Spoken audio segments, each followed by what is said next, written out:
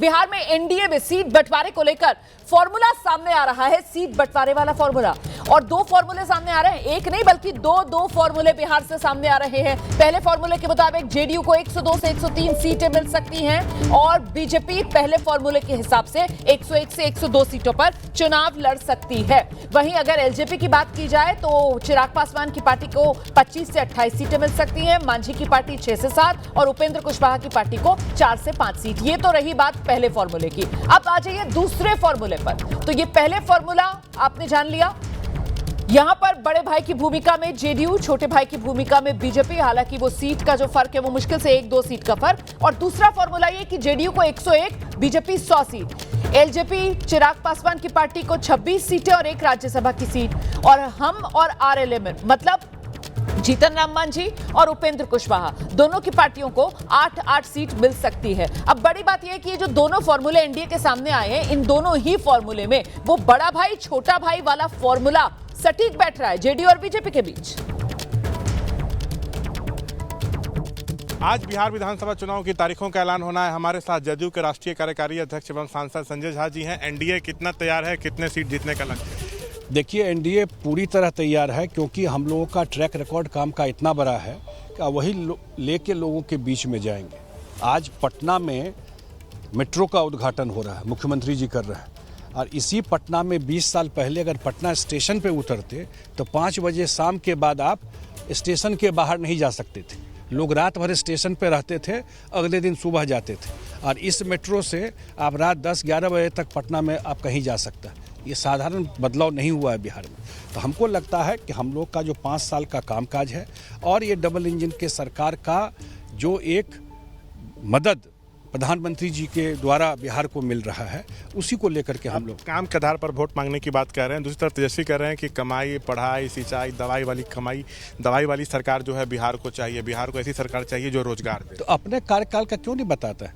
कितना दवाई था, कितना उसी पार्टी के नेता है ना, वही लोग हैं उनके साथ जो उस समय भी मंत्री होते थे, उस समय के नेता थे। तो बताना चाहिए ना कितना कमाई था, कितना दवाई था, कितना सिंचाई था, कितना सड़क था, दिन में बच्चों का अपहरण होता था कि नहीं। सारे जिस कहानी जो बताए कैसे स्टेशन में 5 बजे लोग नहीं निकलते थे, अब उस दौर में लोग नहीं जाना चाहता। उस दौर से नीतीश कुमार जी ने बिहार के लोगों को निकाल करके उनको जो डेवलपमेंट का टेस्ट कराया है, अब लोग पीछे मुड़ कर नहीं देखना चाहते। 2 चरण या 1 चरण? हम लोगों ने तो 1 चरण का आग्रह किया क्योंकि बिहार में कानून व्यवस्था ठीक है, नक्सलिज्म नहीं है, रोड कनेक्टिविटी परफेक्ट है, खर्चा कम होगा 1 चरण में। लेकिन इलेक्शन कमीशन जो तय करेगा स्वागत। बिहार महागठबंधन में सीट बंटवारे के भी 2 फॉर्मूले सामने आए। जिस तरीके से एनडीए में सीट बंटवारे के 2 फॉर्मूले, बिल्कुल उसी तरीके से जो महागठबंधन है उसमें भी 2 फॉर्मूला। पहला फॉर्मूला इसके हिसाब से आरजेडी 138, कांग्रेस को मिल सकती है 52 सीटें, लेफ्ट पार्टियों को मिल सकती है 35 सीटें, मुकेश सहनी वीआईपी 15 सीटें उनको मिल सकती हैं। तो ये तो हुआ पहला फॉर्मूला और इसके तहत आरएलजेपी को 2 और जेएमएम को भी 1 सीट मिल सकती है। अब सुन लीजिए आप, महागठबंधन में दूसरा वो फॉर्मूला क्या है जिसको लेकर चर्चा हो रही है। इसमें आरजेडी की सीटें कम हो जाएंगी। पहले में तो 138 थी, दूसरे में आरजेडी 130 सीट पर लड़ेगी, कांग्रेस 55 सीटें, लेफ्ट को वही 35 की 35 सीटें ही। लेकिन यहां पर मुकेश सहनी की पार्टी को भी पिछले पहले फॉर्मूले के मुकाबले 3 ज्यादा 18 सीटें मिलेंगी। वहीं जो पशुपति पारस हैं उनकी पार्टी को 3 सीटें मिल सकती हैं और हेमंत सोरेन की पार्टी को 2 सीट मिल सकती है चुनाव लड़ने के लिए। तो ये हुआ दूसरा फॉर्मूला।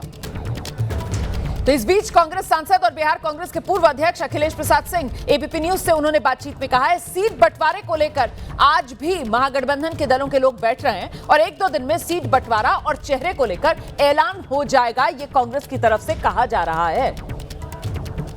आज बिहार चुनाव की तारीखों का ऐलान होने जा रहा है। हमारे साथ बिहार कांग्रेस के वरिष्ठ नेता और राज्यसभा सांसद अखिलेश प्रसाद सिंह हैं। सर, आज चुनाव की तारीखों का ऐलान होने जा रहा है, कैसे आप देखते हैं और इस बार आपको लगता है कि बिहार में क्या सबसे बड़ा मुद्दा होने जा रहा है चुनाव में?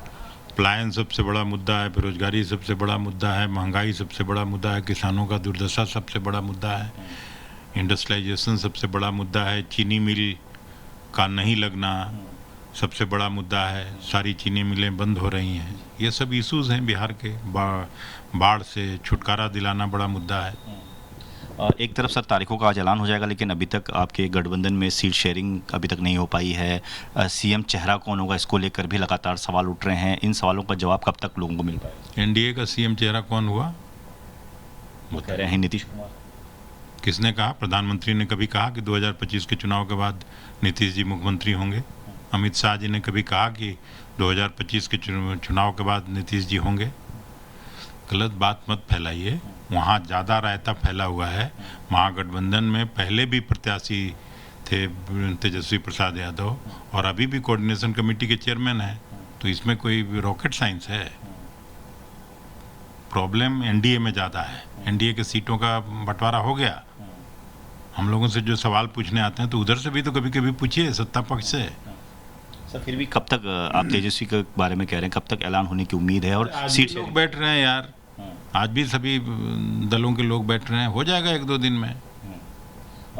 इस बार आपने वोटर अधिकार यात्रा भी पूरे बिहार में निकाली है, आपको लगता है कि उसका बहुत बड़ा इम्पैक्ट जो है देखने को मिलेगा इन चुनावों में? मैंने जिन इश्यूज़ का बात किया, उन इश्यूज़ पर बिहार के लोग खफा हैं, गुस्से में हैं, आक्रोश में हैं, और ये लोग एनडीए गवर्नमेंट को हटाना चाहते हैं, महागठबंधन की सरकार बनाना चाहते